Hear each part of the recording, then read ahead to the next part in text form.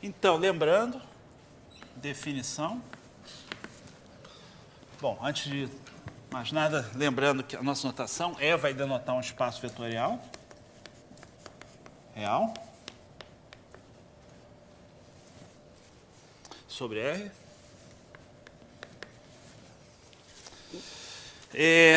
Então, definição. Um conjunto B contido em E linearmente independente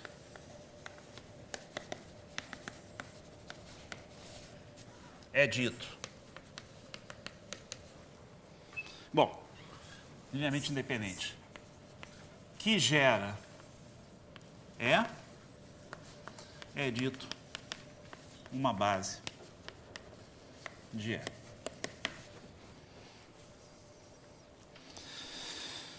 Então, repetindo o que eu falei na aula passada, uma base de E precisa ter duas condições: o conjunto ser linearmente independente e ele gerar E.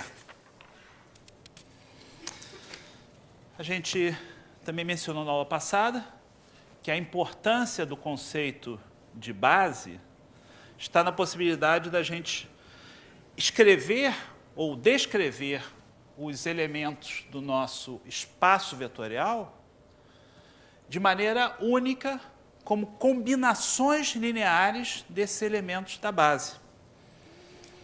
Tá? Eu dei alguns exemplos, mas eu vou diretamente ao objetivo da aula de hoje, que é mostrar que se essa primeira parte da aula de hoje, que é mostrar que se um espaço vetorial possui uma base finita, ou seja, com um número finito de elementos, então qualquer outra base possui o mesmo número de elementos. E o ponto de partida disso é um lema que eu vou discutir aqui, que é o seguinte: é um problema de sistemas de equações. Então, considere um sistema linear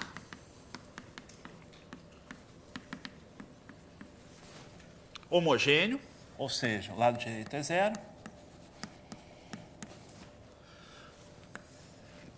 com mais incógnitas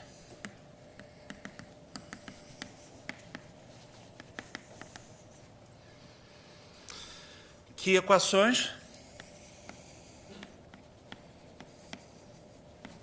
tá? Ele sempre possui uma solução não trivial.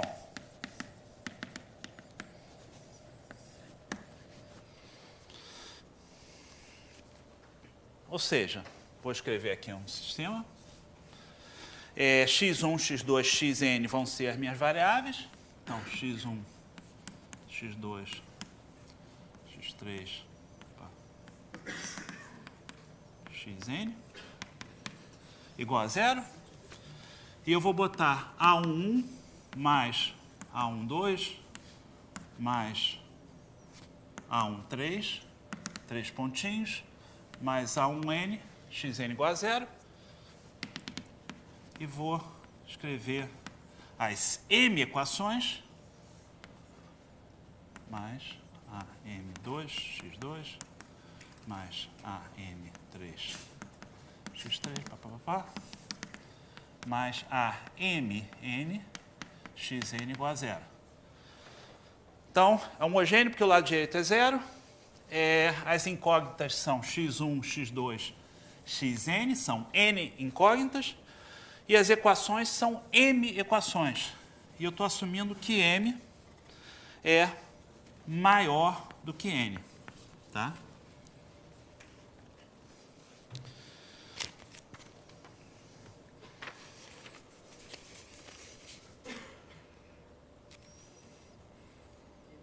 Desculpe. Perdão. Nada como pequenos deslizes. Peço desculpas. Estou assumindo que m, o número de equações, é menor do que n.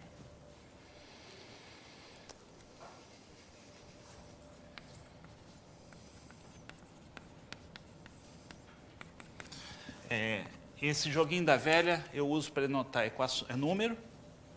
Então, o número de equações menor que incógnitas.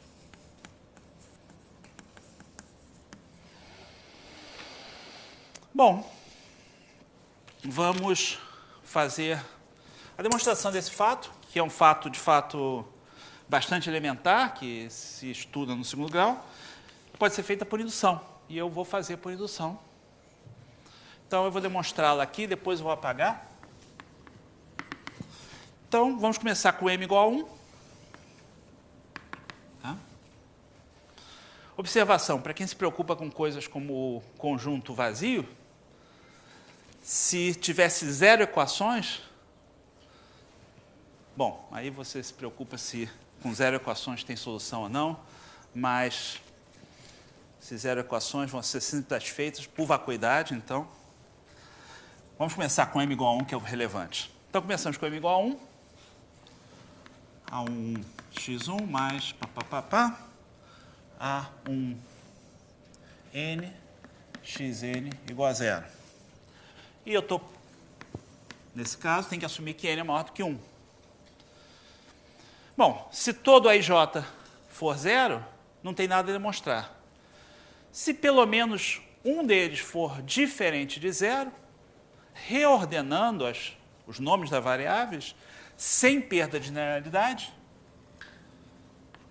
eu posso assumir que o A1J, existe um AJ diferente de 0. A1J diferente de 0. Sem perda de generalidade, como eu falei, eu posso assumir que J é igual a N.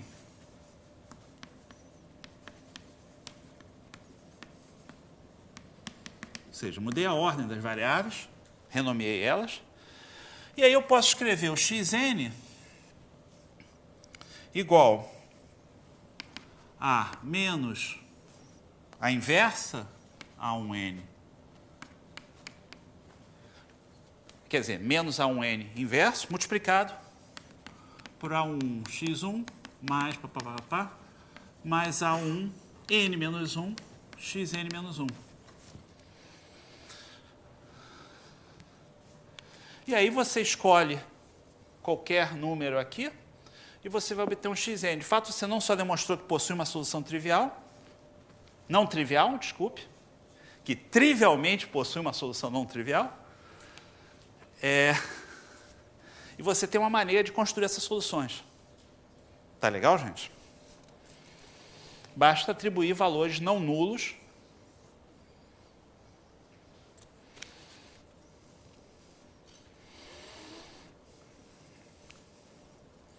Tá?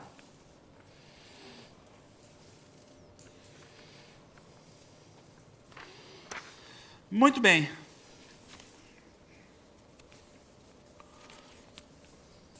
Agora vamos supor que é verdadeira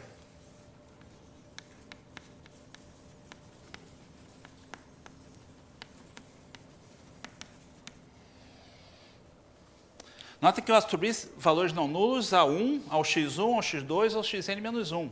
Pode até acontecer que todos esses caras aqui sejam 0. Mas nesse caso, xn vai ser 0 e não tem nada, não tem problema nenhum. Tá? Supor que é verdadeira a hipótese, a afirmação, para um certo m maior ou igual que 1. E vamos demonstrar que a afirmação vale para m mais 1. Essa é a ideia da indução finita.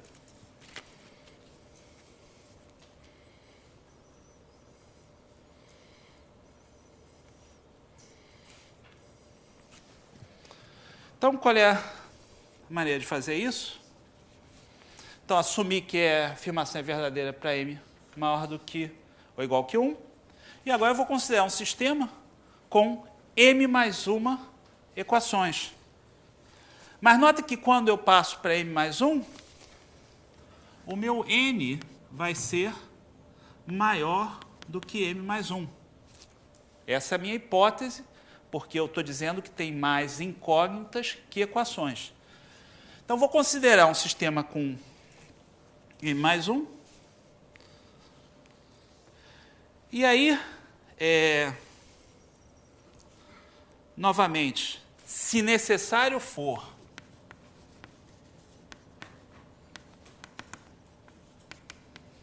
mudando a ordem das equações e das variáveis, podemos assumir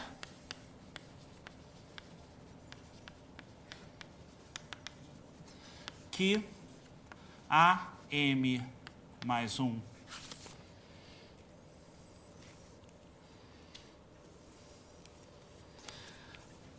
n é diferente de zero. E nota, então, que eu posso escrever a última equação agora passa a ser com m mais 1. Eu posso escrever o meu xn como menos a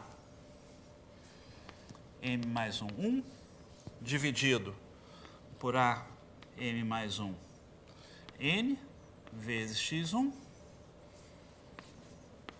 mais 3 pontinhos a m mais 1 vírgula n menos 1 sobre a m mais 1 n x n menos 1. Tá? Então, você tem que pensar que agora eu tenho uma equação adicional aqui, que é a minha equação AM mais 1, x1, mais 3 pontinhos, AM mais 1, vírgula, n, xn, igual a 0. Tá? E o que eu estou pegando é nesta equação aqui, nesta última equação, e escrevendo o xn em função do que vinha antes. Bom, mas se o n é maior do que m mais 1, o n também é maior do que m. Então, eu posso, se eu quiser, resolver estas equações aqui usando a hipótese de indução e achar uma solução não trivial dessa parte. Ora, se eu tenho uma solução não trivial dessa parte, agora eu escrevo o x... desculpe, não, perdão, falei errado, vou repetir. Antes disso, agora eu posso pegar esta linda equação aqui e substituir. Desculpe, eu ia fazendo errado. Substituir esta variável dentro das m primeiras equações. E agora sim, como meu n é maior do que m mais 1, ele também é maior do que m. Eu tenho uma solução, então, desse sistema pela hipótese de indução e, usando essa solução pela hipótese de indução, porque nota que o n é maior do que m mais 1, implica que n menos 1 é maior do que m, resolvo nas variáveis x1, x2, xn menos 1 e resolvi a primeira parte do sistema. E, com base nisso, eu calculei a solução do xn.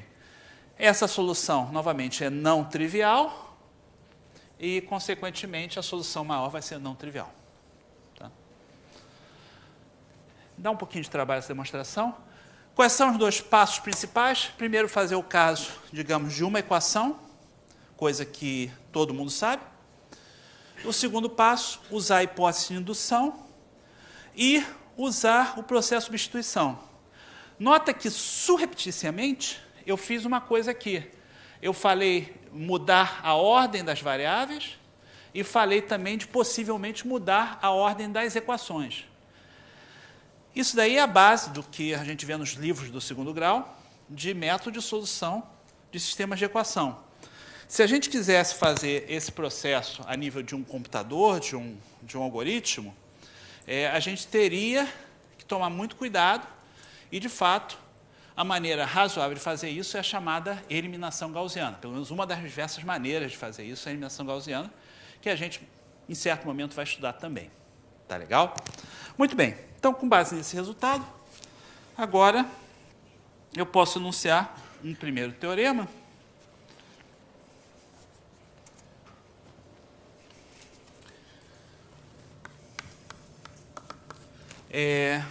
Esse teorema, em certo momento, a gente vai se referir a ele, e no nosso livro-texto ele é o teorema 3.3. Então, eu vou usar a mesma nomenclatura.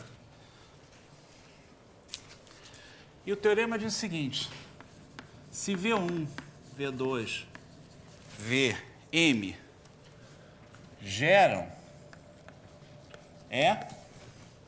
então qualquer conjunto com mais de m vetores em E é linearmente dependente. Olha que beleza de afirmação. E eu vou demonstrar isso usando aí o nosso lema.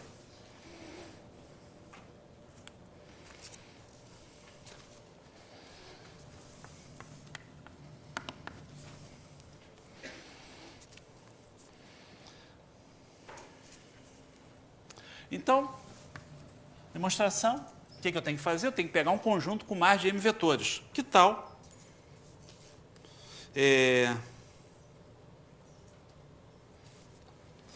Suponha que eu tenha W1, W2, Wn em E, com n maior do que m. E qual é a ideia da demonstração? De fato, eu devia ter dado essa ideia já desde o primeiro momento. Como, por hipótese, V1, V2, Vm gera E, qualquer um desses caras pode ser escrito como combinação linear desses daqui. E eu vou mostrar que eu posso encontrar, então, uma combinação entre esses caras que dá zero, mostrando, portanto, que esse conjunto W1, W2, Wn, com mais de m vetores, é linearmente dependente. Tá? Então, suponha que W1, W2, Wn pertence a E.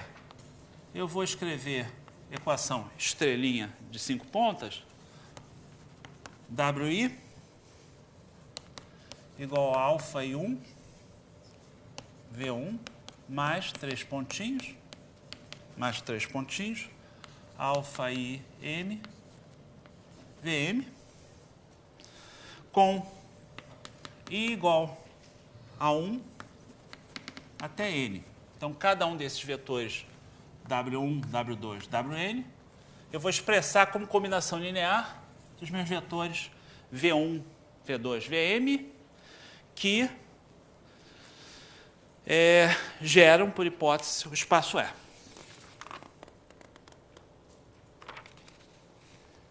E o objetivo é mostrar que esses caras são linearmente dependentes, ou seja, que eu posso encontrar uma solução da equação soma Wi xi igual a zero, i variando de 1 até n, não trivial. E essa equação aqui eu vou chamar de equação 1. Então, eu vou usar essa equação estrela e vou mostrar que existe uma solução não trivial dessa minha equação 1. Tá? Isso é o que eu preciso, por definição, para mostrar que o meu conjunto é linearmente dependente. Mas, mais uma vez, o que eu vou fazer? Agora eu vou substituir. Eu tenho WI igual a alfa I1, papapá, papá. Eu pego esses WIs e substituo aqui dentro. Isso vai dar uma pequena confusãozinha, mas nada que seja incompatível aí com a nossa capacidade de administrar somas. E eu vou obter uma coisa da forma: soma I variando de 1 até N, da soma de J variando de 1 até M,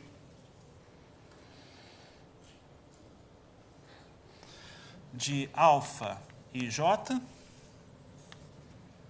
VJ, XI igual a 0. Essa é a equação que eu estou tentando resolver e obter soluções não triviais. E agora eu uso uma propriedade que certamente vocês têm que ter na massa do sangue, todos nós temos que ter na massa do sangue, que é a possibilidade, quando você tem uma soma dessa forma, reordenar essa soma da seguinte forma: soma de J variando de 1 até M, da soma de I variando de 1 até N, alfa IJ, XI, vezes VJ igual a 0.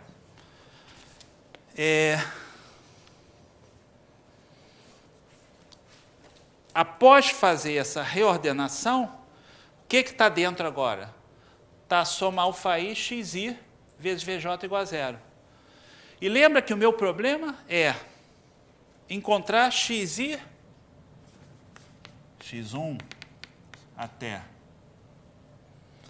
Xn, diferente do vetor 0, que resolve essa equação.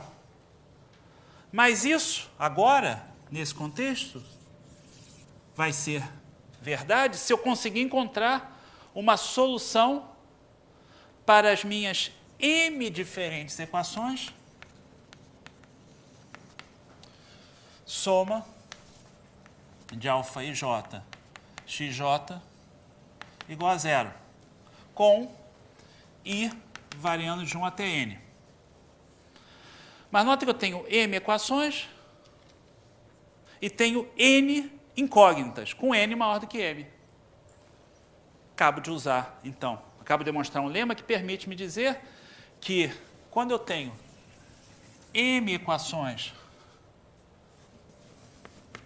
com N incógnitas e com N maior do que M, eu sempre possuo soluções não triviais. Pego essas soluções não triviais, substituo aqui, por causa da igualdade entre as duas somas, isso aqui é igual a 0, e, consequentemente, obtive uma solução não trivial desse lindo sistema, garantindo, então, provando, então, que os vetores W1, W2, Wn são linearmente dependentes.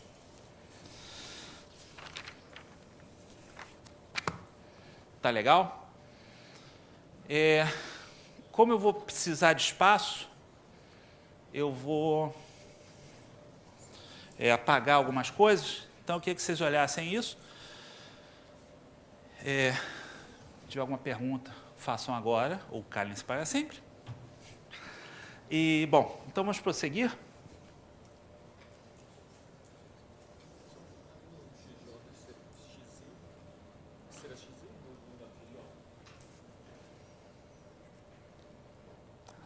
Sim, correção aqui, obrigado, muito obrigado.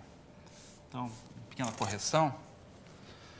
Eu sabia que eu ia mais cedo ou mais tarde errar esses índices, então, para garantir que eu tenho pessoas acordadas na minha audiência, eu quero corrigir. Como ele falou, eu estou em XI, eu troquei, a soma é XI, e o J é o que está correndo de 1 até M, as diferentes equações. Tá? Muito obrigado. Mais alguma correção? Então, temos uma contribuição aí para o meu vídeo, para que meu vídeo esteja o mais verossímil possível. Obrigado. Bom, eu vou apagar a demonstração porque eu vou começar a... Eu espero que eu... Não, de fato... eu vou começar a falar de uns corolários. E eu vou precisar de espaço no quadro.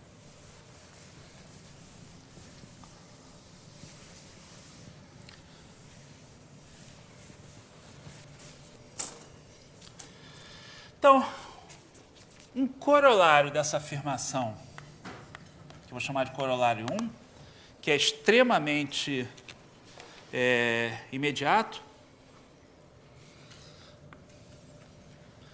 se os vetores V1, VM, V2, VM geram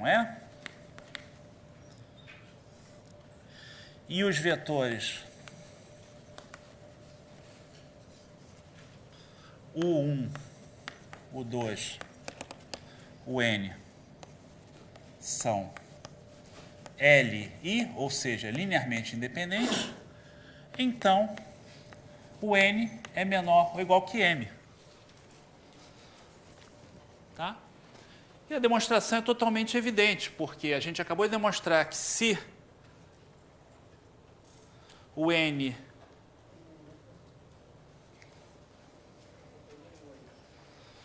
fosse maior do que M, ele seria LD.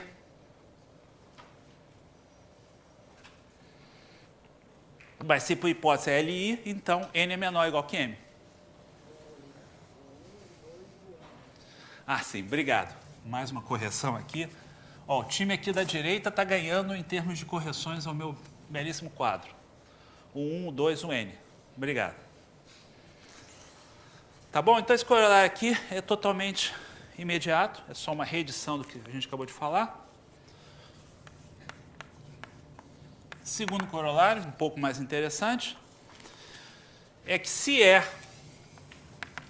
espaço vetorial sempre, possui uma base B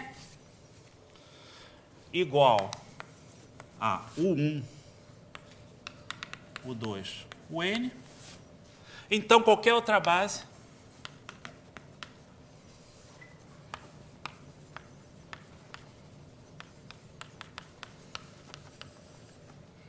também possui N elementos. Também possui N elementos.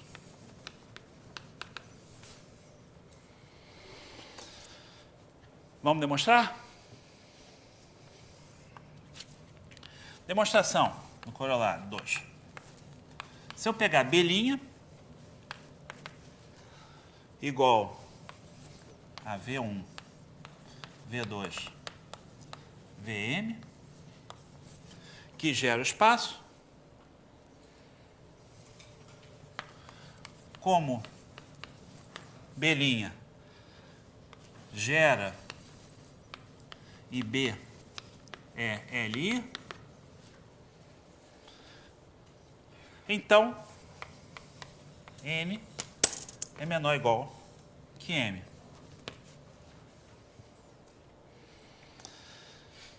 Vice-versa, trocando B' por B. Como B gera e B' é LI,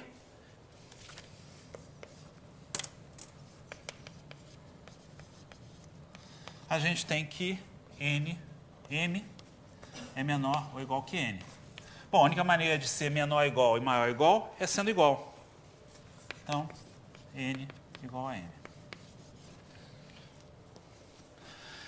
E isso é o que a gente queria mostrar a nível de dizer que em um espaço de dimensão finita, todas as bases têm a mesma dimensão. Tá?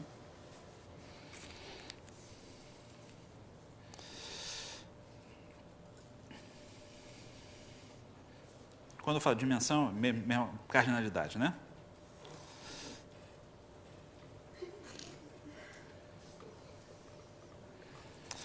Então, de fato, eu vou reescrever isso como terceiro corolário. Vou apagar aqui essa demonstração para deixar o terceiro corolário também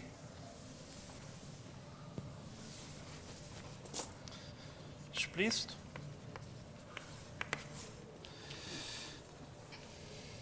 Mas esse terceiro corolário, ele vai depender de uma definição, que eu não formalmente escrevi no quadro, mas já falei várias vezes. Definição. Dizemos que espaço vetorial tem dimensão finita se ele admite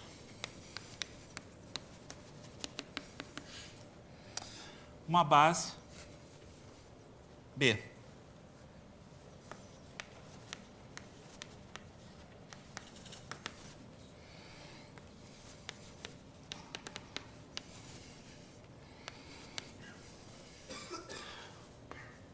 Deixando bem claro que N é finito.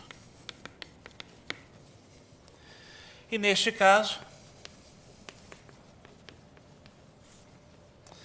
N é chamada a dimensão de E. E por que eu posso dizer que é a dimensão de E? Porque qualquer outra base vai ter o mesmo número de elementos. E é isso que é o conteúdo do corolário. Se dimensão de E igual a N, então um conjunto X com N elementos, N vetores, gera o espaço E,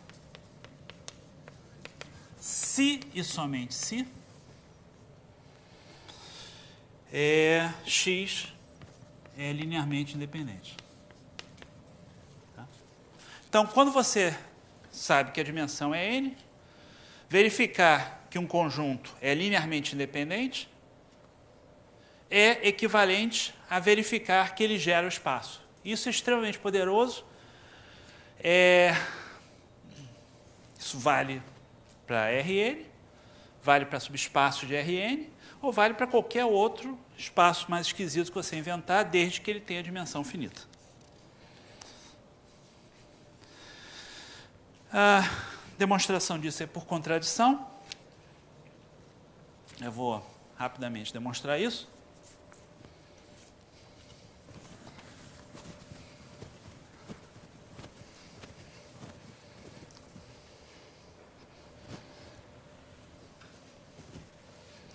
Isso tem que ser demonstrado. Vamos demonstrar rapidamente.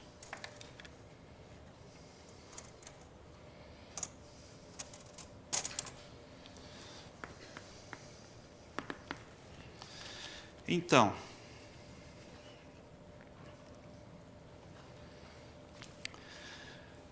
X gera E. Bom, se X gera E, e além disso,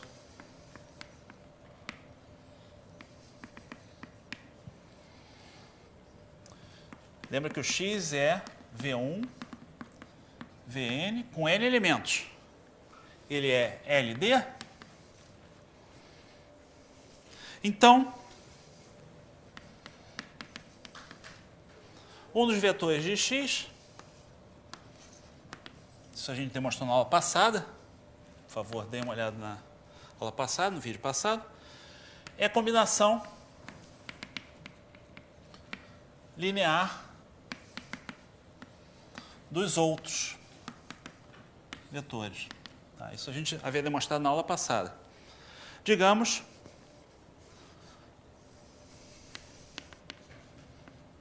eu posso escrever, colocando ele como último,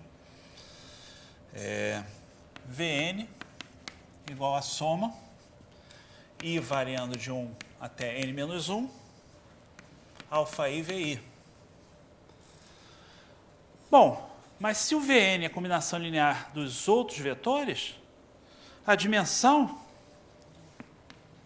do meu espaço E seria menor do que n, porque basta esses n menos 1 vetores para escrever o espaço todo, para gerar o espaço todo. Porque toda vez que aparecer um elemento Vn na combinação linear, eu posso reescrever como combinação dos anteriores. Isso é uma contradição, porque, por hipótese, meu espaço tem dimensão n. Contradição.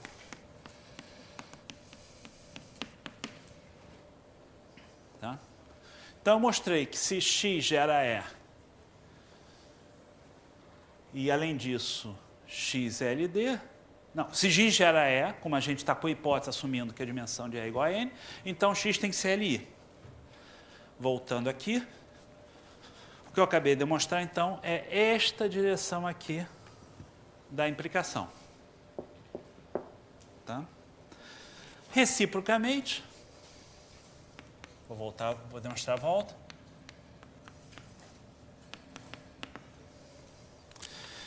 Se x, V1, V2, Vn é linearmente independente,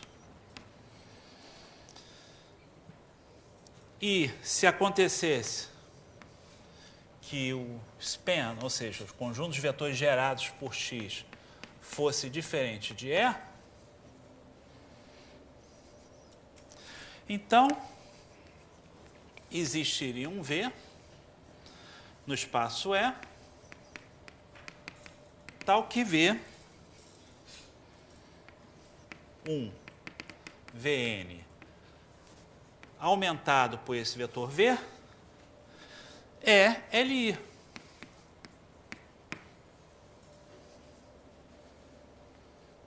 Porque você não conseguiria escrever jamais esse V como combinação linear dos anteriores. Dizer que o span de x é diferente de E significa dizer que existe um vetor que não é combinação linear dos anteriores. Tá? Então, esse conjunto aqui é Li.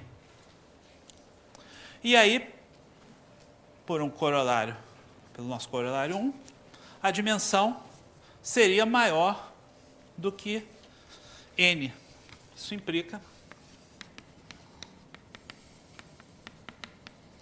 dimensão de E maior do que n, contradição, porque, por hipótese,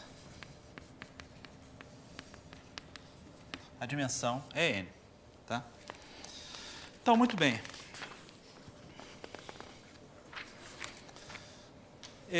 Com isso, a gente explorou aí o conceito de dimensão bastante. A gente explorou essas propriedades dos espaços vetoriais. Um exemplozinho que certamente todo mundo conhece é o exemplo do espaço Rn. Espaço Rn, enopa x1, x2, xn, tais que xi está em R, I variando de 1 até n, e possui uma base, que é a base canônica, que a gente também já definiu na aula passada, formada pelos vetores E1, E2, En, que são os vetores cujas coordenadas são todas zero, exceto a iésima coordenada, que é igual a 1. Tá? Se fosse R2, o E1 é 1, 0 e o E2 é 0, 1, tá? E forma aí a base canônica do R2. Muito bem, então temos aí um espaço n-dimensional, tá?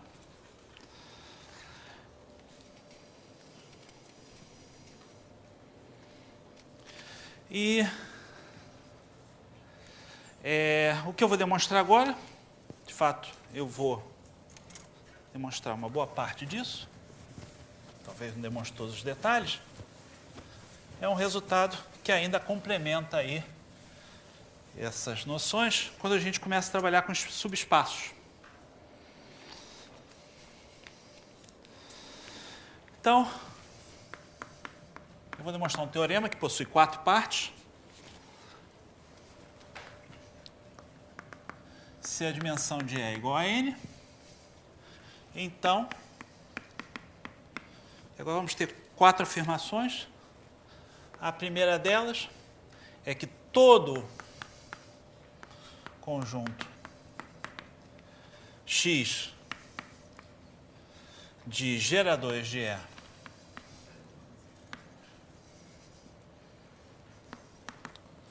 contém uma base.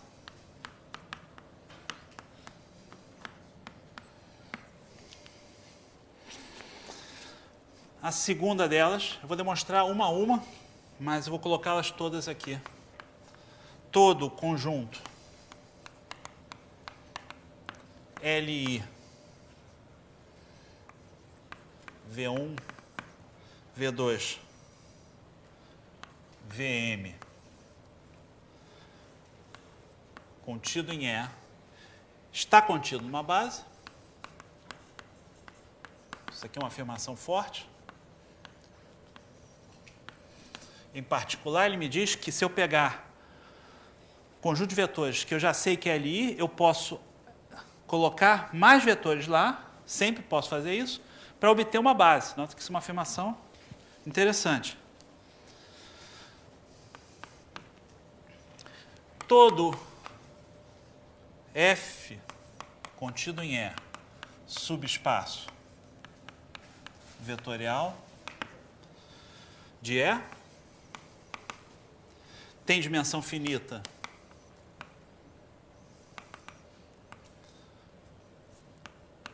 de F menor ou igual que N,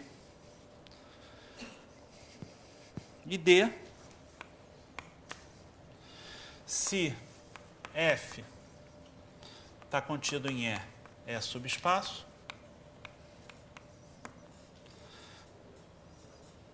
dimensão de F igual a N, então o F coincide com E. Subespaço vetorial. Quando eu falar subespaço, por favor, entenda o subespaço vetorial, tá? Então, essas 4 afirmações são as afirmações aí que complementam. Nota que agora a gente começou falando de bases, agora a gente está considerando subespaços, e agora a gente está considerando relações entre a base do espaço grande e do espaço pequeno, do espaço menor. Tá?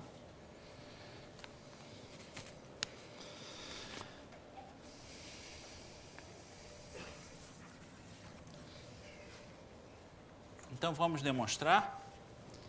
Vou começar pelo A.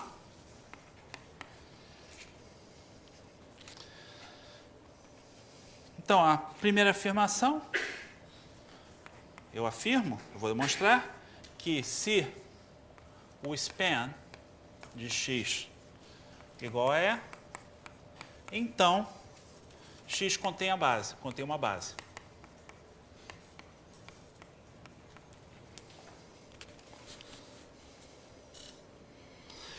A gente sabe que a dimensão do espaço é n. E a gente tem esse corolário aqui, que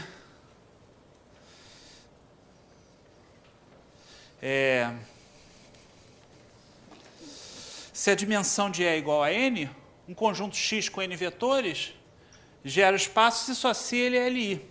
Tá?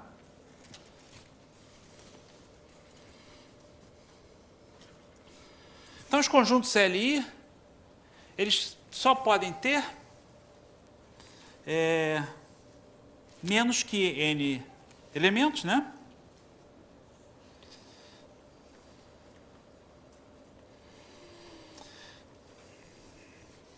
E se eu pegar agora um Y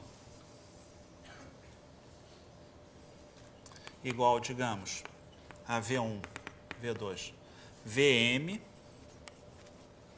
Então, eu sei que o conjunto X tem menos do que N elementos, então é finito, tá? Contido em X, então isso aqui também é finito. Se esse cara for Li, e não tiver como eu colocar mais um que seja Li, eu afirmo então, se esse conjunto Y é Li com um número máximo de elementos, cuidado que eu estou usando aqui número máximo de elementos, de vetores independentes,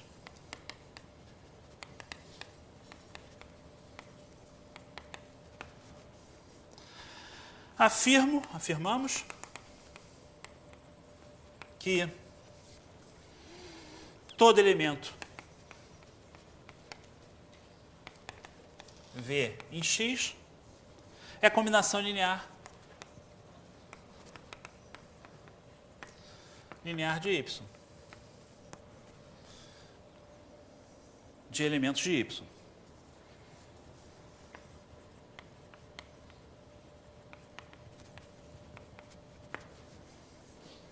Por quê? Porque se não fosse assim, teríamos V1, V2, Vm e um certo V, Li. Mas eu estou, por hipótese, tomando o número máximo de elementos independentes. Então, eu teria que M mais 1, contradição. Então, o que eu demonstrei? Eu demonstrei que o X está contido no span desse Y. Mas se o X gera o e o X está contido no span de Y, então o Y também gera o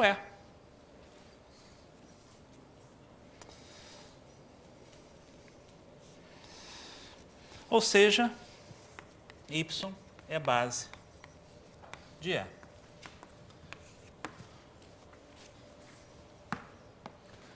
Então, isso verifica aí a afirmação A.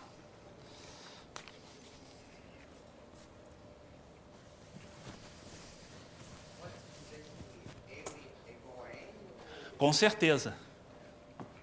Muito bem. Pergunta que me fizeram.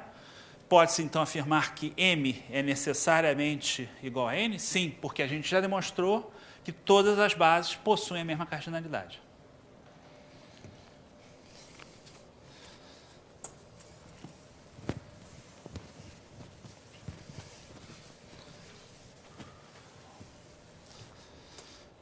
B. Então, vamos demonstrar agora o B. Então, todo conjunto, afirmação é que todo conjunto Li de E está contido numa base. Então, agora eu vou pegar E, V1, V2, Vn, Li, tá?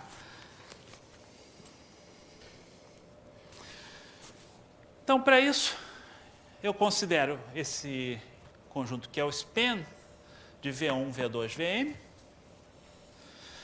E se já não for o E todo, tem alguém que está fora.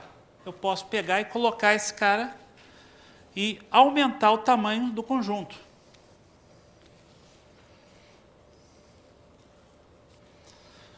E ficar repetindo isso tantas vezes quanto eu quiser.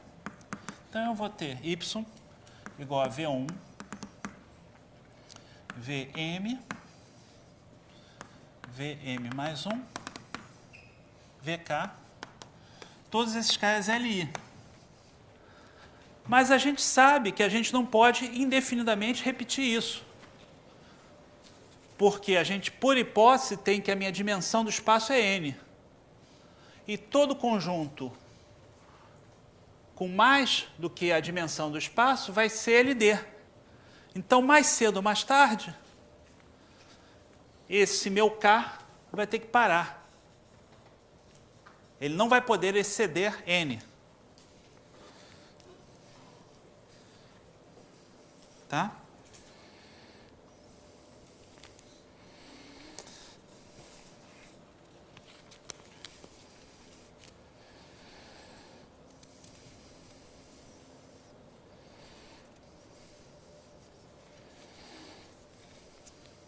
Então, note que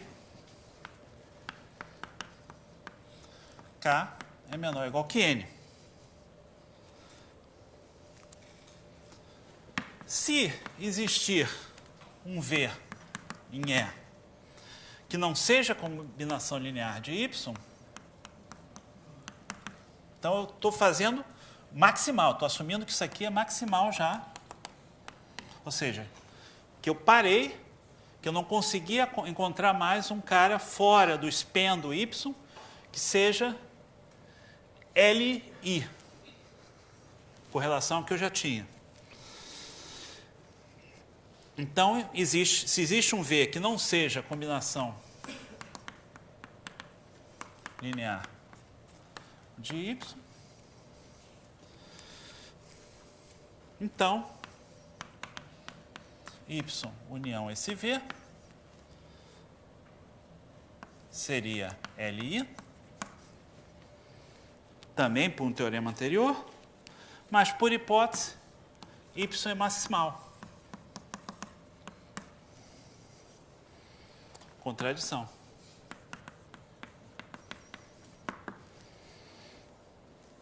Logo, Y gera E. Que é o que a gente está demonstrando, porque a gente mostrou, então, que esse Y gera o E e é um conjunto linearmente independente.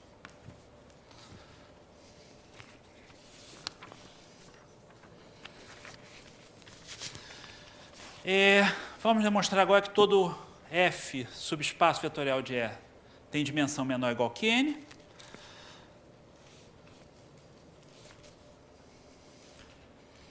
Bom, novamente, seja um Y. Então, seja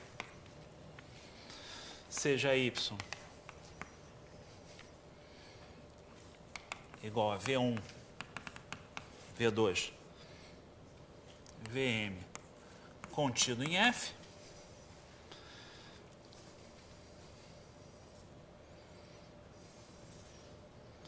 linearmente independente e com número máximo de elementos. Ou seja, que eu não posso mais colocar um elemento de F que seja linearmente independente. E, novamente, esses números existem porque ele é, no máximo, a dimensão total do espaço, já que o F está contido no E.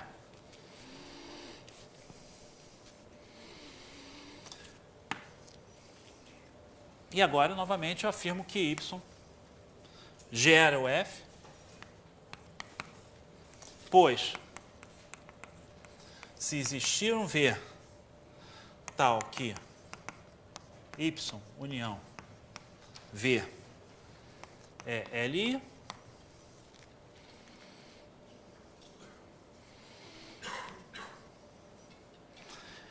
V em F, isso contraria a nossa maximalidade. Portanto, Y é base de F. E como Y é LI, o que a gente tem é que esse Y, esse M, tem que ser menor ou igual que a dimensão do espaço L.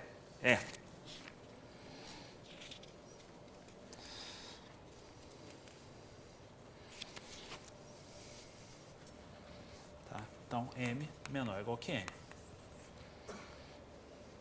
E, então, mostrei que existe um Y que gera o F e que eu não posso passar do N, novamente, pelo resultado que a gente demonstrou anteriormente. O item D é bastante simples também. Se a dimensão de F for igual a N, o que significa? Existe uma base do F formada, digamos, por vetores V1, V2, Vn. Isso é um conjunto linearmente independente e que gera o F.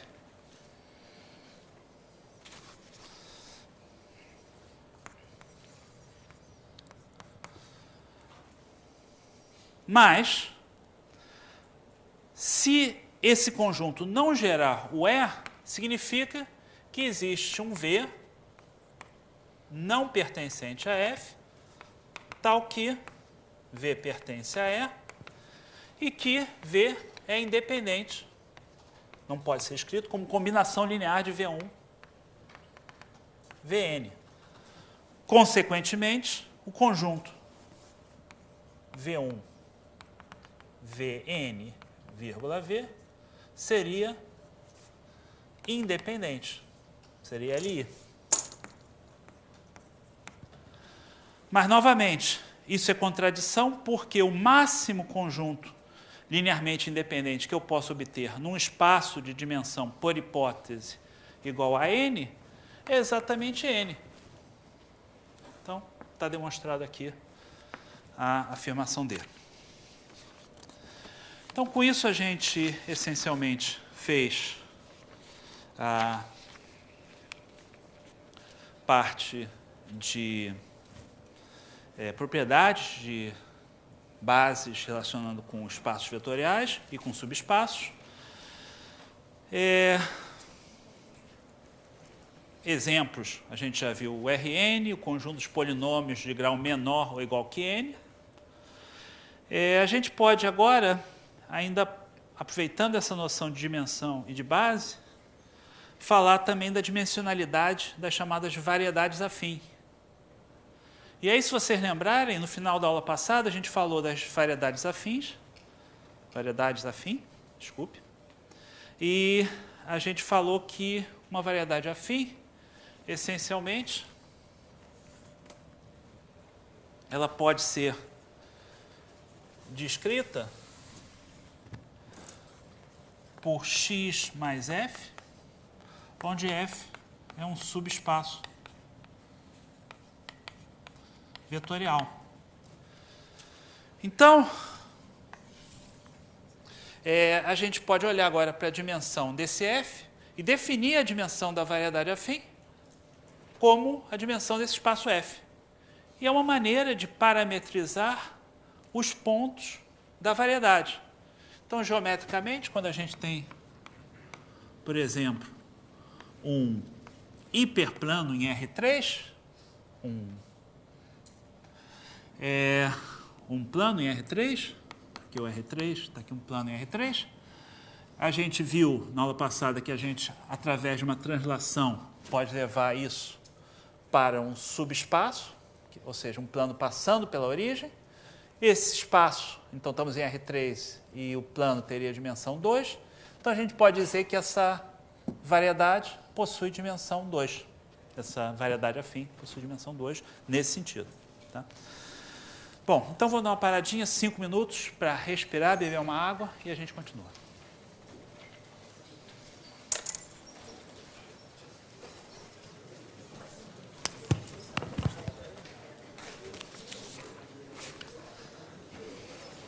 Espaço vetorial, essencialmente, são espaços no qual vocês têm definidos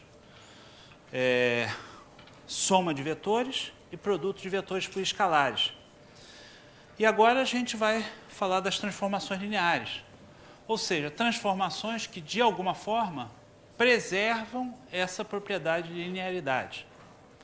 Então, só uma observação geral, existe aí toda uma relação entre o conceito de transformações lineares o conceito de matrizes e o conceito de formas quadráticas.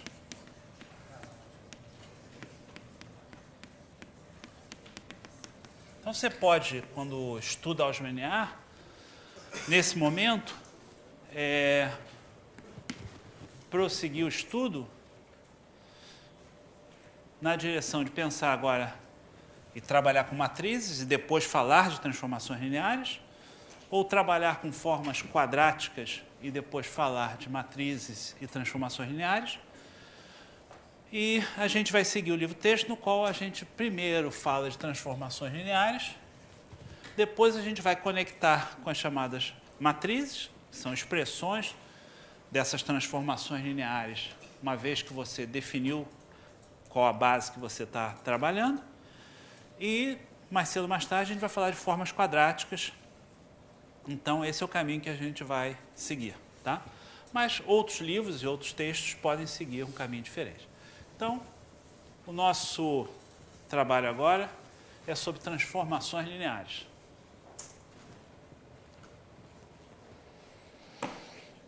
Então, o que é uma transformação linear?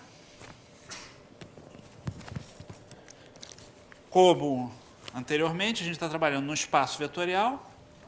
De fato, agora a gente vai estar trabalhando com dois espaços vetoriais, E e F.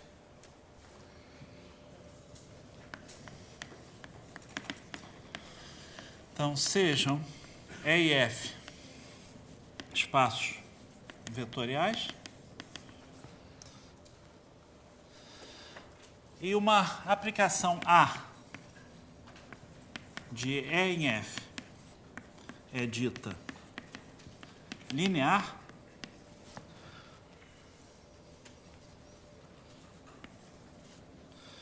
se A de U mais V é igual a A de U mais A de V e A de um escalar vezes U é esse escalar vezes A de U.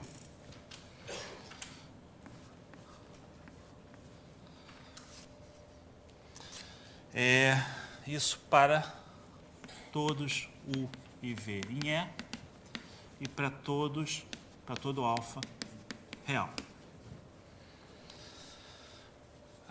Quando a gente trabalha com transformações lineares, é muito comum a gente omitir esse parênteses, tá? A não ser que você realmente precise, de alguma forma, tomar cuidado. E o livro, texto, ele em geral põe um pontozinho, A.U. Eu, no quadro, tenho dificuldade de fazer isso, também não vejo necessidade, eu posso omitir. Então, eu vou simplesmente escrever A.U. E AV.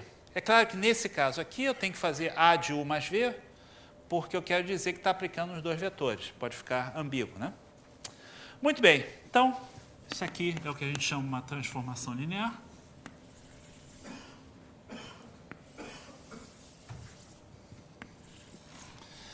A interpretação, então, é que se eu tenho dois vetores U e V do meu espaço E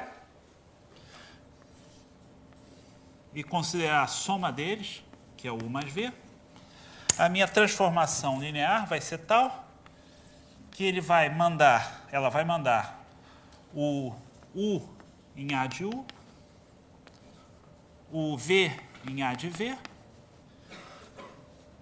e se eu fizer a soma desses dois vetores, que é o AU mais AV, isso vai ser exatamente o resultado de pegar o U mais V e enviar nesse vetor AU mais AV.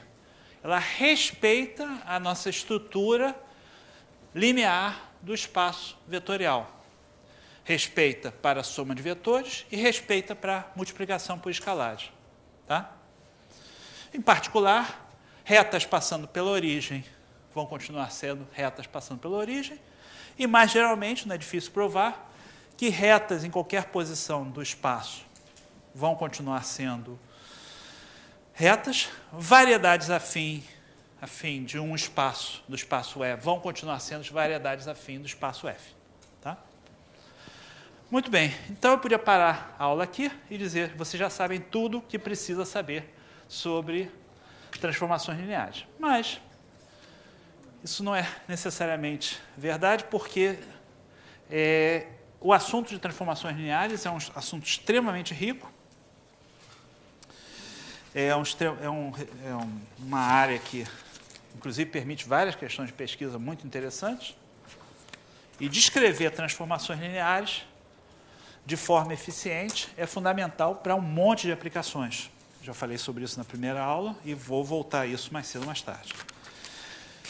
Só para evitar confusões, então, exemplos de transformações lineares.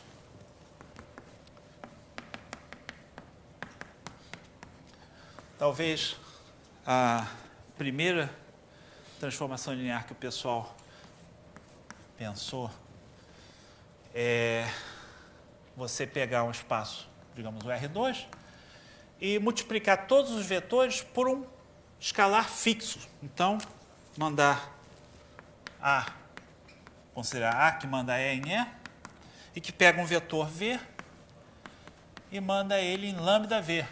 Então, tá? Lambda real fixo. Pode ser, inclusive, zero, mas não tem muita graça.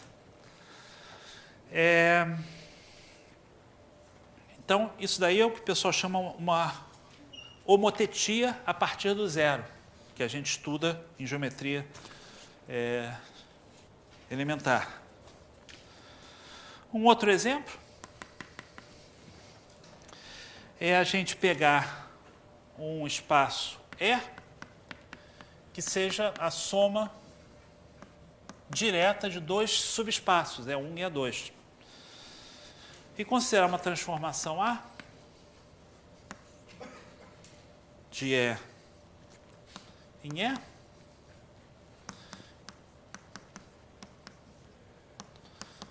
tal que, quando eu pegar o 1 mais o 2, o 1 em E1, o 2 em E2, eu vou calcular o 1.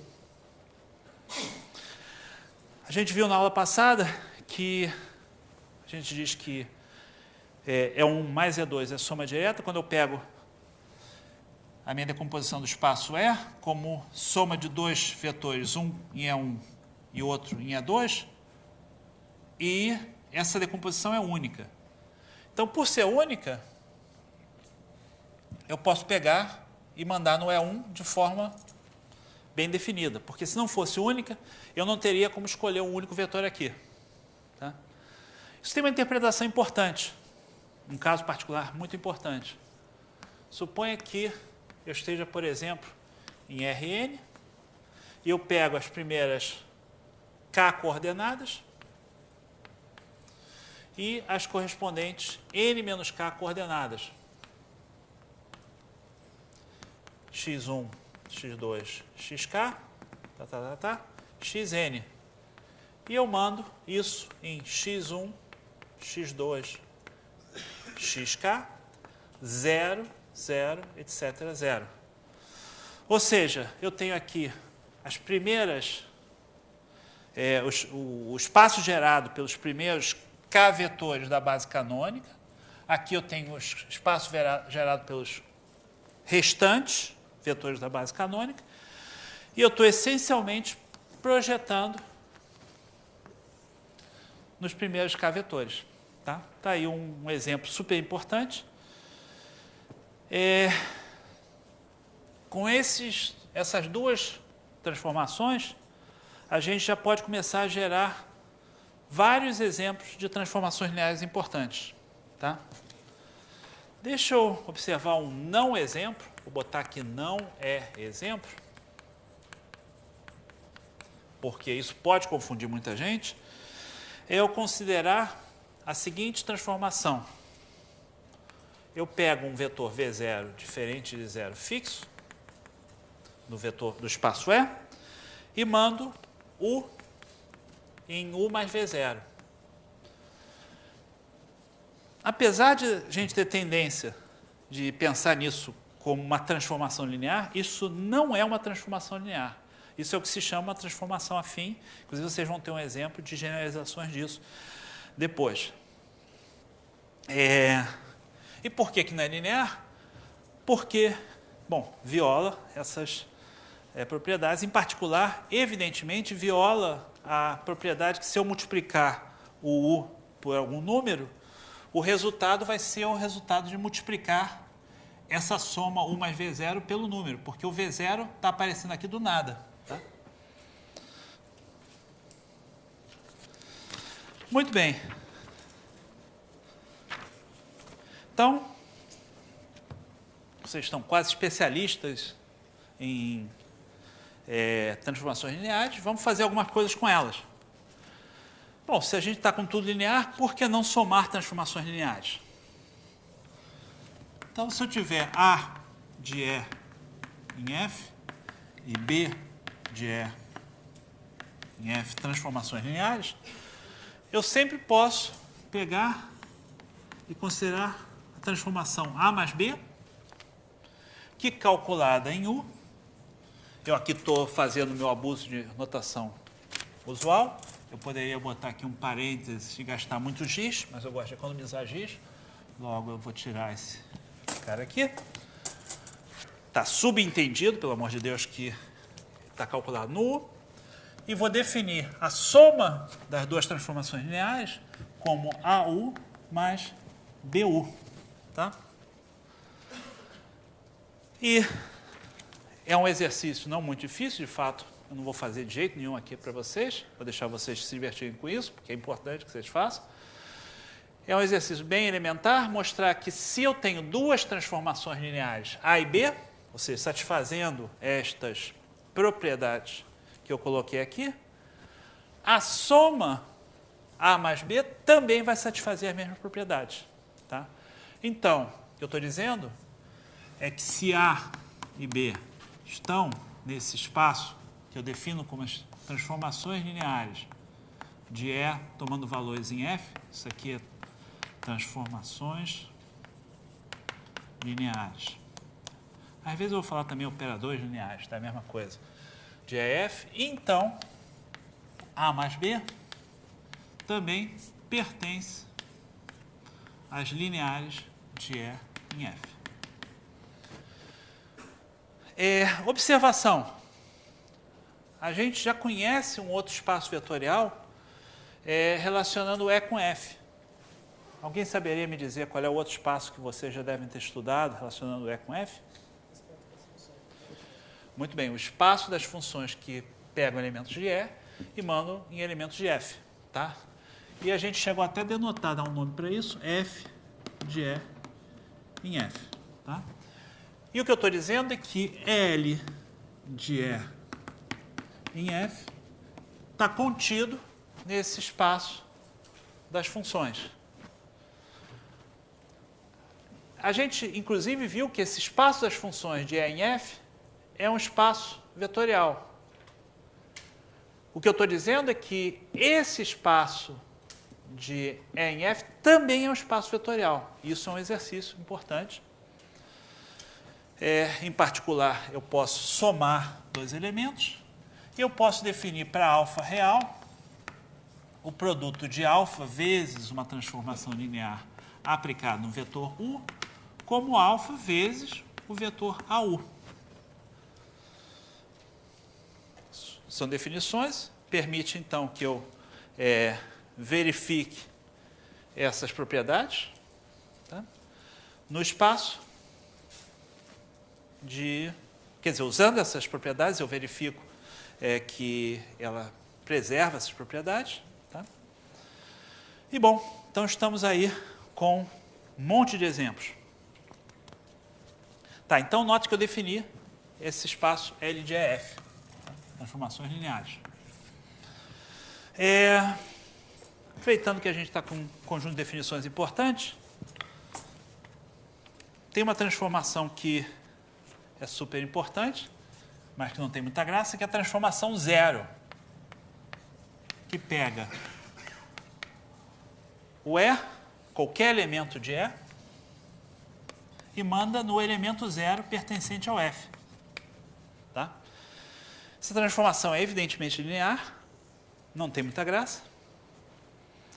E tem uma outra, mais transformação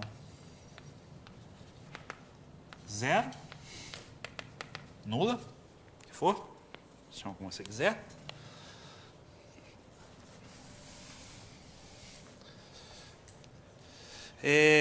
E tem a transformação identidade, mas a identidade agora vai ser do E, no ele mesmo, e vai pegar um X em E e vai associar com ele próprio. Então, são dois exemplos de transformações lineares também importantes.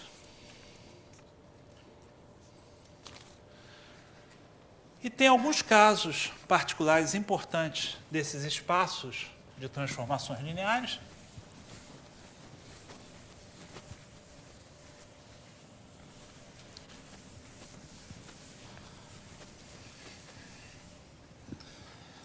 Que merecem muita atenção.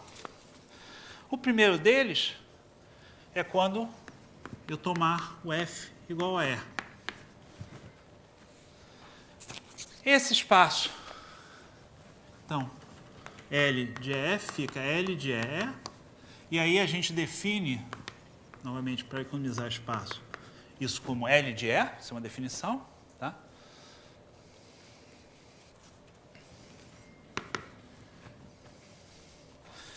É uma notação. O L, repito, quer dizer linear. Então, isso é um caso particular, mas um caso super importante. E, em particular, a identidade que eu acabei de definir pertence a L de E. Em particular, bom, zero também pertence a L de E, mas ele está sempre nos L de EF. E um outro caso super importante é quando a gente considera o meu F o conjunto dos reais. Isso também é um espaço vetorial.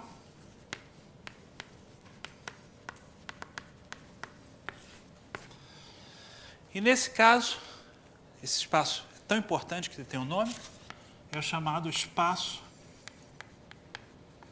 dual de E.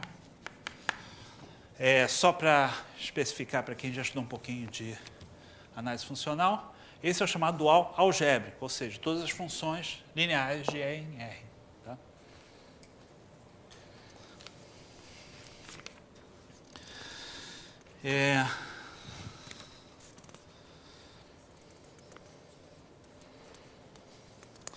Muito bem, então agora a gente pode conectar o nosso conjunto de transformações lineares com conceito de base. Em particular, a gente pode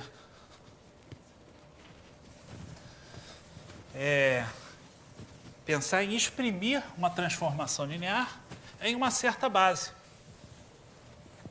E aí vai ter essa conexão com o conceito de matrizes que eu havia falado. Então, esse aqui é o primeiro teorema super importante. Sejam E e F espaços vetoriais e B uma base de E.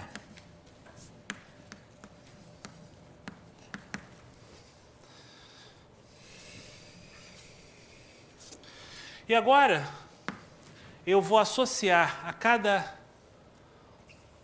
U desta base um elemento U', que vai depender do U, evidentemente. Por isso que estou botando U' de U, tá? E, então, suponha que tenhamos essa aplicação que pega um elemento da base e manda uma linha pertencente ao E. Tá? Afirmação. Existe, então, existe uma única transformação linear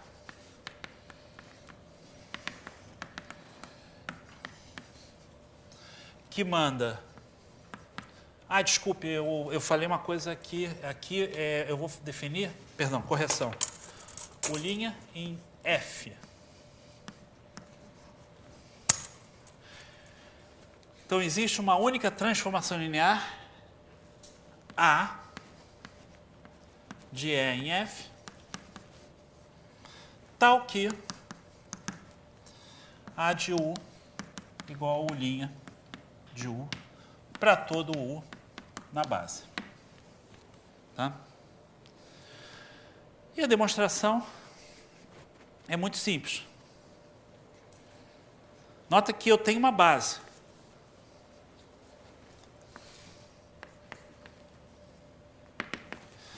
Ora, se eu tenho uma base, eu posso escrever qualquer elemento V do espaço E como soma α1, U1, mais α2, U2, mais etc., αm, UM, com U1, U2, UM na base, e α1, αm reage. Tá legal, gente? Bom, se eu posso escrever dessa forma, eu posso agora definir o meu A aplicado em V, por definição, como α1 U' de U1 mais αm U' de UM. Tá? E o que eu tenho que verificar é que, de fato, isso respeita linearidade, mas isso é totalmente óbvio, porque a hora que eu tiver a soma de dois vetores U, agora U tem que chamar de outra coisa, digamos W e V, eu vou ter que somar o α1 com β1, seja lá do W, né? E nota que, como a minha maneira de escrever V como soma de U1, U2, UM é única, e um outro W também é única, digamos W igual a β1, U1 mais β2, U2 mais βm, UM, quando eu fizer a soma de V mais W, os αi's vão somar com os beta's, e quando eu somar na imagem, eu vou ter a linearidade, vou provar a linearidade. Tá? Então, a demonstração é bem simples, não vou fazer as contas em detalhe, está no livro em detalhe, mas o argumento é esse. E, além disso, se eu pegar um múltiplo, da forma que eu estou definindo aqui, se eu pegar alfa vezes U1 e quiser calcular A de α1, isso vai dar, pela minha definição, alfa de A1, que é alfa U' de 1. Tá?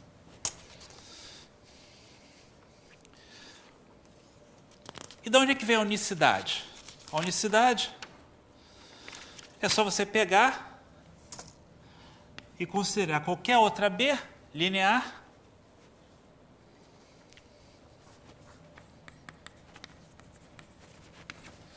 que tem essa propriedade que B de U é igual a U' de U. Então, em particular, nos elementos da base, ela é idêntica, e pela linearidade, você mostra que ela coincide em qualquer vetor do espaço E. Tá? Esse resultadozinho, aparentemente ingênuo, ele então permite que a gente diga que para caracterizar uma transformação linear, tudo que você precisa fazer é caracterizar a ação dessa transformação linear em uma base do espaço de saída, do espaço original E. Se você disser o que essa transformação linear faz para cada um dos elementos da base, na hora que você diz a transformação é linear, isso necessariamente te diz como é que ela se comporta no resto do espaço. Muito bem. Em particular, aí a gente faz a conexão com matrizes. Por quê? E esse é um momento de glória aí. Se você começa falando de transformações lineares.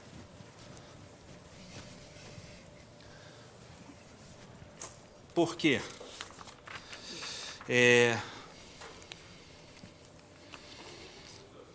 Sim, desculpe. Tem uma pergunta? Sim.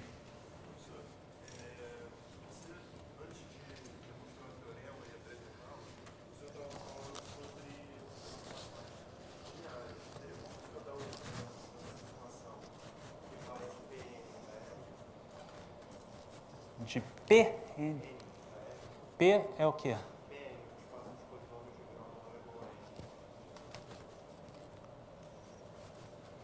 Sim, posso dar um exemplo dessas transformações. Então, alguém me pediu um exemplo de uma transformação linear. Eu adoro exemplos de transformações lineares. Então, a questão é um exemplo de uma transformação linear dos polinômios de grau menor ou igual que n, tomando valores em R. Tá? Agora, note que eu quero uma transformação linear. Eu posso ser malvado e te dar imediatamente uma transformação que pega qualquer polinômio P e manda no zero. Mas acho que você não vai gostar. Tá certo? Mas eu vou ser chato. Eu vou construir uma bastante geral. Eu vou construir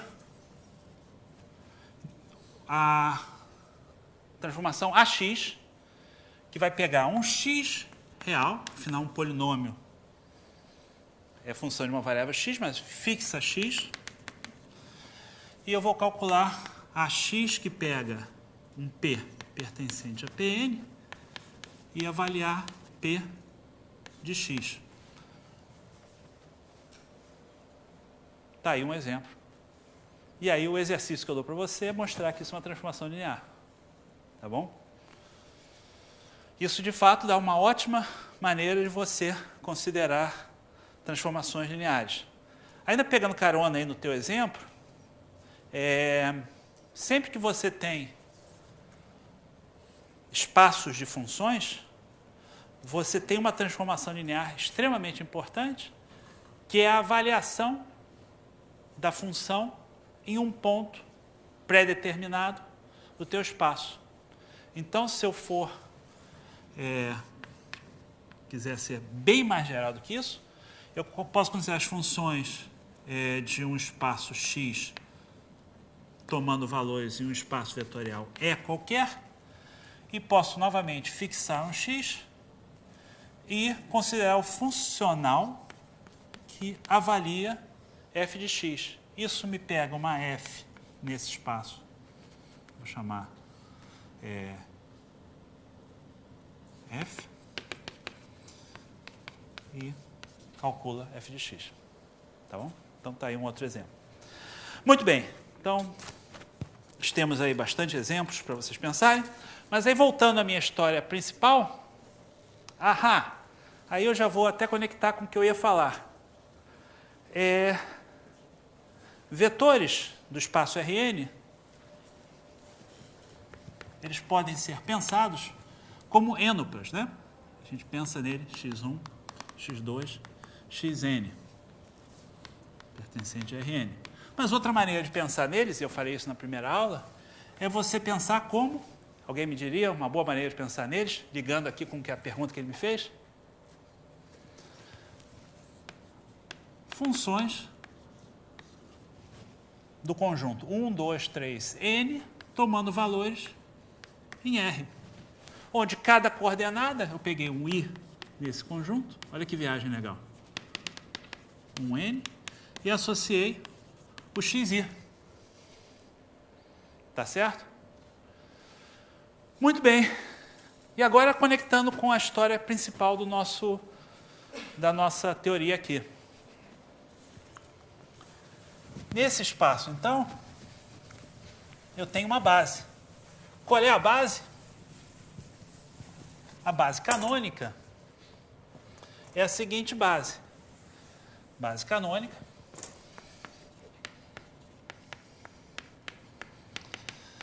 Ela é caracterizada você fixando para cada I0, digamos, pertencente a esse conjunto 1, 2, 3, n, o EI0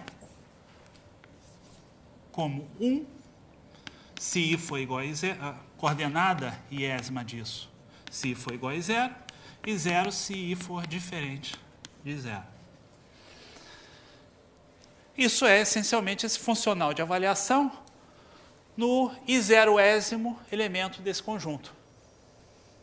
Tá? Então tem a base canônica, uma maneira super convoluída e complicada, mas matemáticos gostam de tornar as coisas mais complicadas quando elas são simples. De você falar, então, dos elementos da base canônica, que é a base que eu vou trabalhar agora por alguns minutos. B igual a E1, E2 e EN. Isso aqui está contido no espaço Rn. E agora, como é que eu caracterizo uma transformação linear de Rn em Rn? Bom, pelo nosso resultado, toda transformação linear de Rn em Rn está unicamente caracterizada pelo valor que ela toma nos elementos da base. Então, suponha que eu pegue A linear de, digamos, Rn, tomando valores em Rm. Tá? E agora eu calculo A de EI. Muito bem, esse A de EI, agora eu vou pegar a minha nota só para ser consistente aqui com a notação, ele vai ser escrito como um vetor.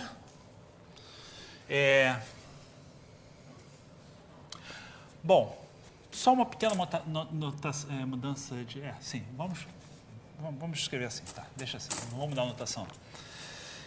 Isso aqui vai ter coordenadas, então, A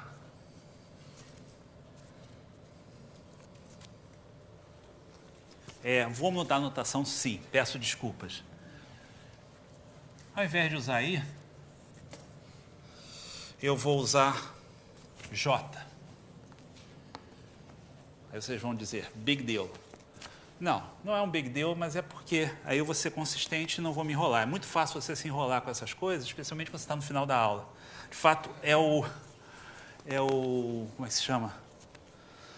O desastre de todo professor, no final da aula, você está cansado e começar a errar a notação. Então, o A do EJ vai ser um certo A1J, A2J, A está em Rm, então tem M componentes, AMJ. Tá? E isso é para J igual a 1 até N.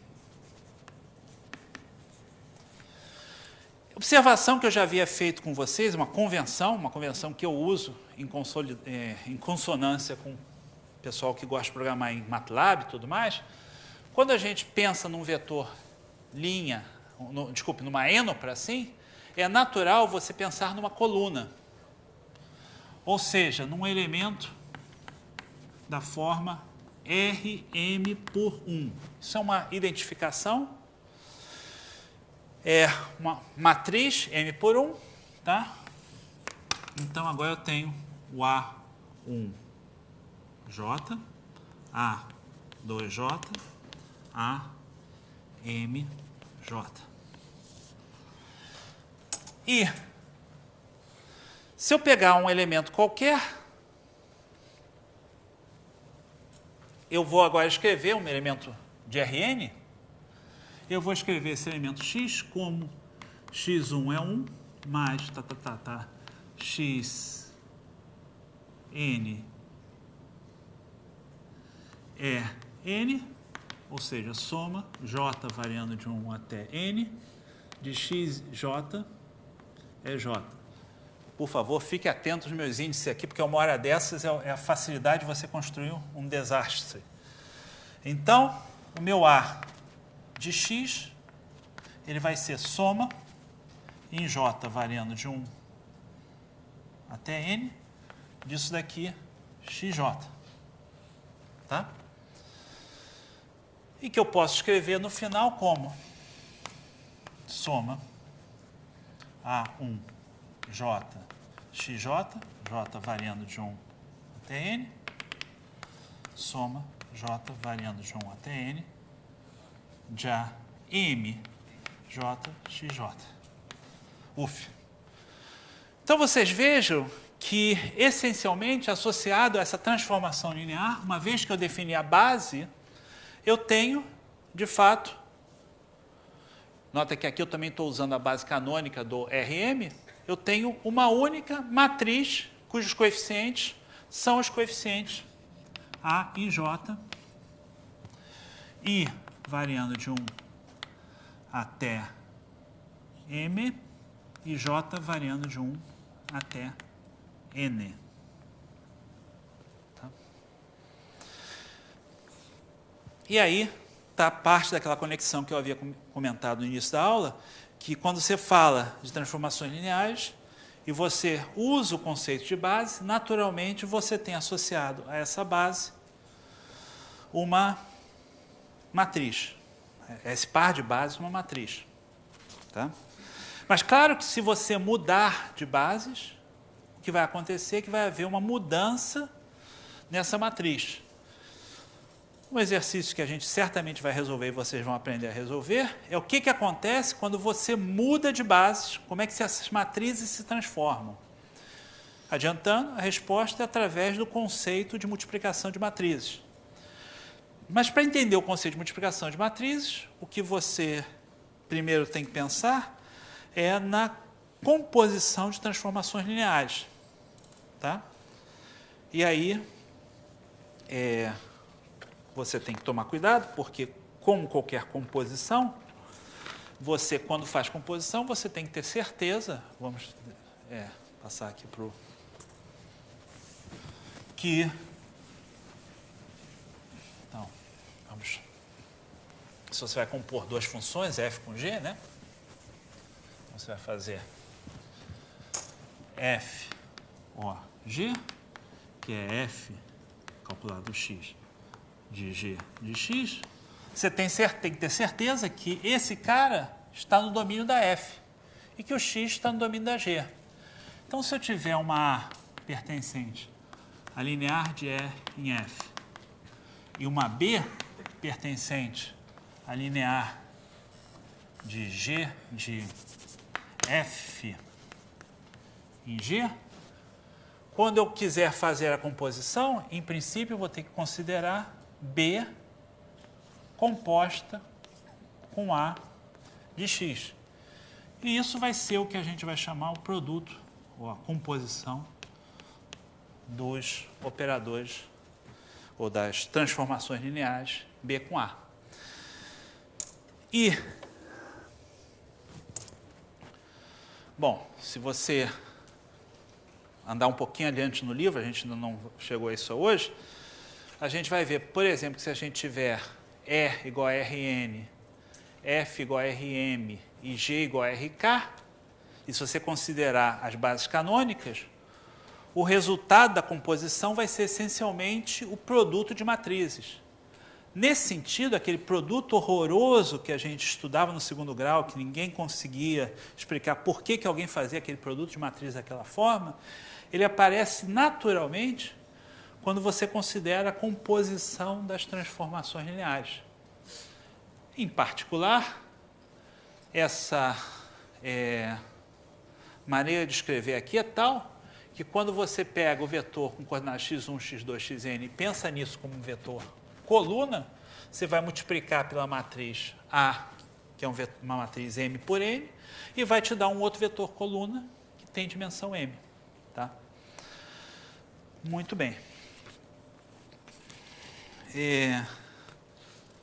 Então, ainda falando sobre exemplos importantes, um exemplo extremamente importante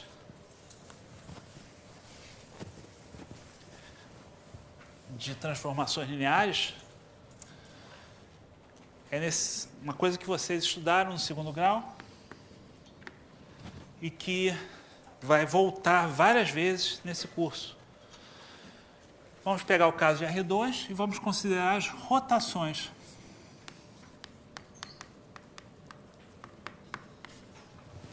As rotações do espaço de dimensão 2. Vou tentar fazer um desenho bem bonitinho. Eu não vou fazer as contas, mas suponha que eu tenho o vetor 1, 0 aqui. E vou tentar aqui fazer um círculo. Imaginem que isso é um círculo. E tem o vetor 0, 1.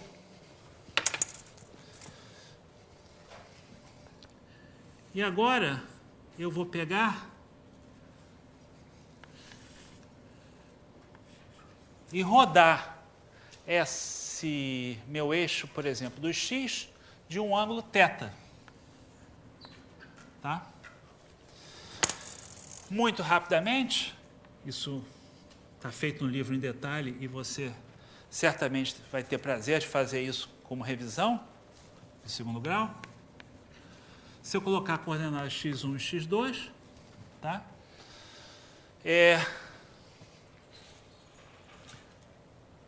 Então, meu R2, ele está descrito por coordenadas x1, x2, x1, x2 reais, tá? Eu estou trabalhando com a base canônica E1 e E2. E agora, se esse ângulo aqui é θ, e se eu considerar o vetor 1, 0 rodado de um ângulo θ, o que eu vou poder dizer sobre as coordenadas desse novo vetor? As coordenadas vão ser cosseno de θ, seno de θ. Por outro lado, se eu olhar para o vetor E2, que está a 90 graus do vetor E1, e agora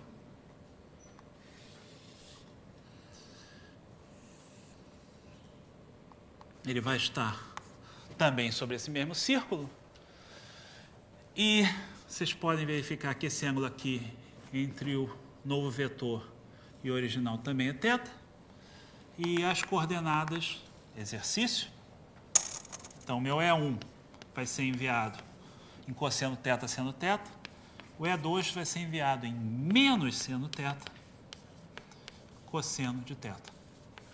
Não vou fazer as contas em detalhe. Então, eu posso associar com essa matriz de rotação nas coordenadas, com essa transformação de rotação, que é uma transformação linear, e ela é linear por razões totalmente óbvias. Se você pegar um múltiplo, ele vai ser rodado no múltiplo. Se você somar dois vetores, eles vão continuar somando do lado de lá.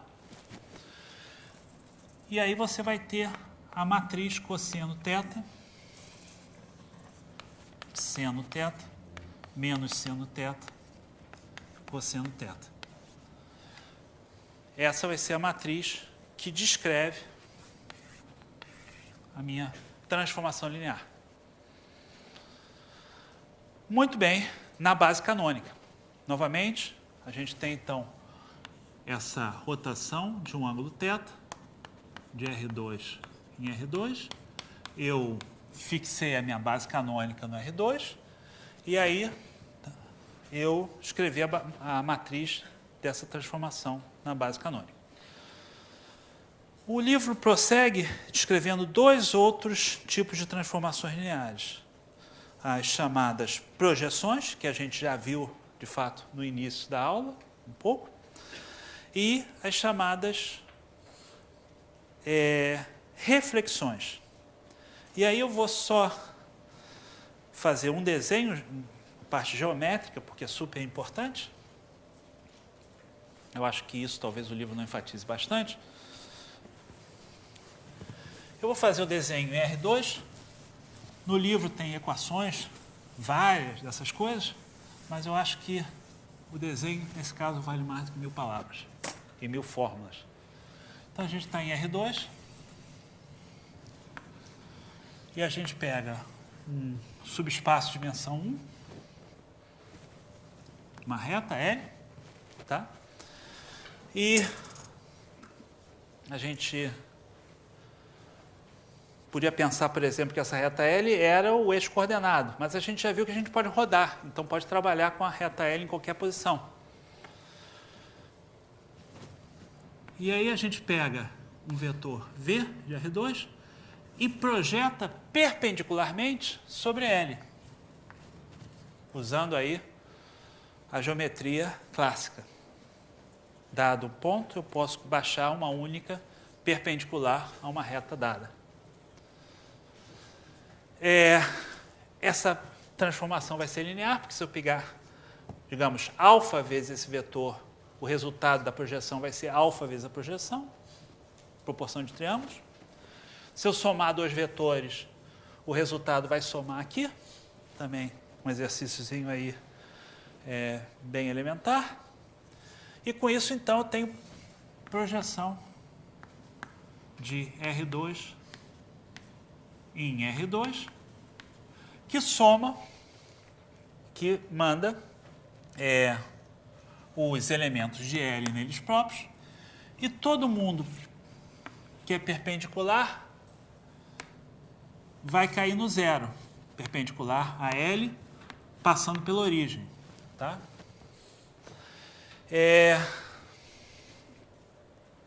Eu já estou usando propriedades aí de perpendicularidade, coisas que a gente vai ver em detalhe depois. Mas uma das coisas mais interessantes da projeção é que se eu pegar P ao quadrado, ou seja, pegar P composto com P, isso é o próprio P. Tá? Bom, então, temos aí a projeção. Aí uma pergunta o livro fala de reflexão. Então, o que é uma reflexão? Vamos refletir sobre reflexões. Eu vou pegar agora um gizinho azul e vou pegar um ponto aqui, ainda no mesmo desenho, refletir esse ponto em relação à reta L é a gente pegar esse triângulo retângulo, estender, e considerar agora o ponto simétrico em relação à reta L. Ou seja, este comprimento é igual a este. A gente tem aqui um triângulo isósceles, cuja altura é dada por essa reta, esse segmento aqui, que vai de 0 até esse ponto aqui, onde intersecta. Né? Então, eu posso escrever de fato, relacionar a projeção com a reflexão. E aí, esse é um exercício puramente, digamos, algébrico, mas é uma relação importante. Se observar que esse ponto aqui, chamar esse ponto de V, chamar esse ponto aqui de PV e esse SV, eu posso observar que quando eu somo o V com o simétrico dele, como um está indo para um lado, o outro está indo para o outro, o simétrico tem que estar nesta reta aqui. E, se você pensar um pouquinho, esse paralelograma que eu obtenho, de fato, tem a propriedade que, quando eu pego V mais SV, isso dá 2 vezes a projeção. Isso é para todo V. Consequentemente, a identidade mais S é igual a 2P. Uma equação algébrica entre a identidade, que é o que mantém os pontos fixos do R2, a reflexão, que eu chamei de S, e a projeção. De forma que eu posso escrever S como 2P menos I. E, de fato, essa equação que eu demonstrei aqui, ela é verdade sempre que eu pego qualquer hiperplano, passando pela origem, em Rn. Considero, então, estou no Rn, espaço grandão. Peguei um plano, agora peguei um hiperplano, então um H. E agora posso projetar nesse plano e posso falar de reflexão. E essa propriedade que eu falei aqui, ela também é preservada. Tá? Bom, gente, com isso eu paro por aqui. Meu Deus, são